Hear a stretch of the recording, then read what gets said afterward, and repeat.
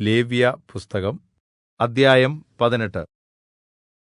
യഹോവ പിന്നെയും മോശെയോട് അരുളിച്ചെയ്തത്, നീ യിസ്രായേൽ മക്കളോട് പറയേണ്ടത് എന്തെന്നാൽ, ഞാൻ നിങ്ങളുടെ ദൈവമായ യഹോവ ആകുന്നു.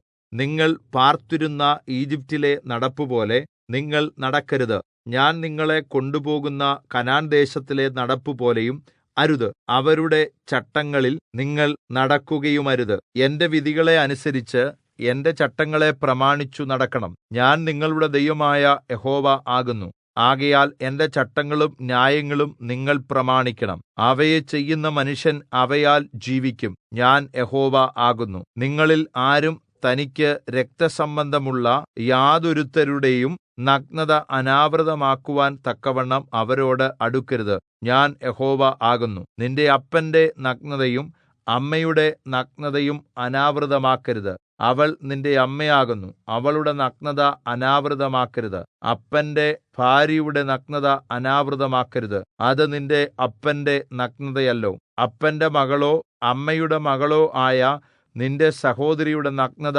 അനാവൃതമാക്കരുത്. വീട്ടിൽ ജനിച്ചവരായാലും അന്യദേശത്ത് ജനിച്ചവരായാലും അവരുടെ നഗ്നത അനാവൃതമാക്കരുത്. നിന്റെ മകന്റെ മകളുടെ നഗ്നതയോ മകളുടെ മകളുടെ നഗ്നതയോ അനാവൃതമാക്കരുത്. അവരുടെ നഗ്നത നിന്റേതു തന്നെയല്ലോ. നിന്റെ അപ്പന് ജനിച്ചവളും അവന്റെ ഭാര്യയുടെ മകളുമായവളുടെ നഗ്നത അനാവൃതമാക്കരുത്. അവൾ നിന്റെ സഹോദരിയല്ലോ. അപ്പന്റെ സഹോദരിയുടെ നഗ്നത അനാവൃതമാക്കരുത്.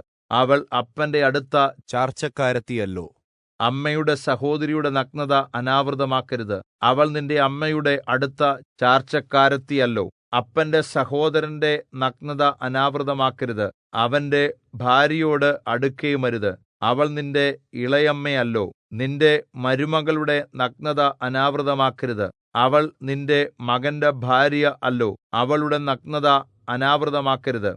സഹോദരന്റെ ഭാര്യയുടെ നഗ്നത അനാവൃതമാക്കരുത്. അത് നിന്റെ സഹോദരന്റെ നഗ്നതയല്ലോ. ഒരു സ്ത്രീയുടെയും അവളുടെ മകളുടെയും നഗ്നത അനാവൃതമാക്കരുത്. അവളുടെ മകന്റെ മകളുടെയോ അല്ലെങ്കിൽ അവളുടെ മകളുടെ മകളുടെയോ നഗ്നത അനാവൃതമാക്കുമാറ് അവരെ പരിഗ്രഹിക്കരുത്.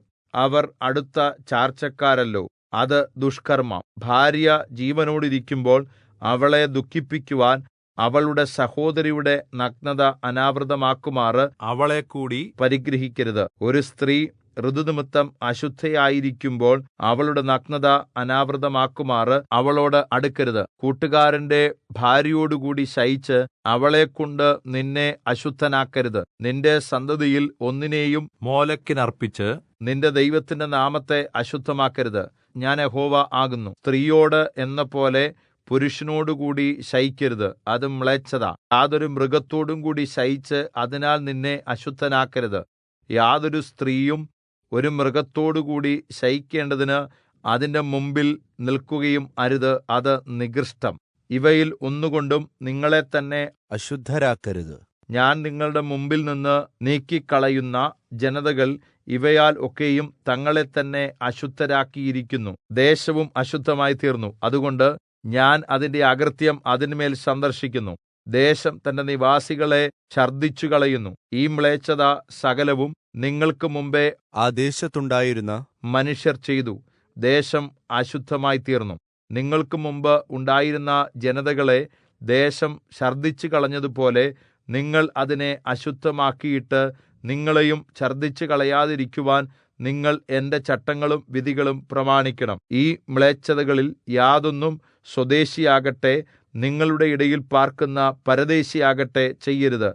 ആരെങ്കിലും ഈ സകല മ്ലേച്ഛതകളിൽ ഏതെങ്കിലും ചെയ്താൽ അങ്ങനെ ചെയ്യുന്നവരെ അവരുടെ ജനത്തിൽ നിന്ന് ഛേദിച്ചു കളയണം. ആകയാൽ നിങ്ങൾക്ക് മുമ്പ് നടന്ന ഈ മ്ലേച്ഛമായ ആചാരങ്ങളിൽ യാതൊന്നും ചെയ്യാതെയും അവയാൽ നിങ്ങളെ തന്നെ അശുദ്ധരാകാതെയും ഇരിക്കുവാൻ നിങ്ങൾ എന്റെ കല്പനകൾ പ്രമാണിക്കണം. ഞാൻ നിങ്ങളുടെ ദൈവമായ യഹോവ ആകുന്നു.